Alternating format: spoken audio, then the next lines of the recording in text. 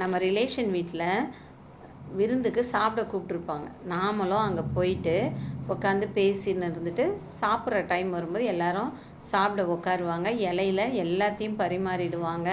கடைசியில் முட்டையை எடுத்துகிட்டு வருவாங்க. முட்டையை பார்த்தோம்னா பிஞ்சு பிஞ்சு இருக்கும். அங்கங்கே பிச்சு பிச்சு வச்சுருப்பாங்க. நம்ம இலைக்கு தான் இப்படி வந்திருக்கோ அப்படி சொல்லிட்டு எல்லார் இலையும் ஒரு ஒரு நோட்டம் போயிட்டு வரும். அப்படி நாம் பார்க்காம இருக்கணும், முட்டை அழகாக ஷேப்பாக வரணும் அப்படின்னா முட்டையை அவிக்கிறீங்களா, அந்த தண்ணி கொதிக்கிற தண்ணியை அப்படியே இறக்கி முட்டையோடு வச்சுடுங்க.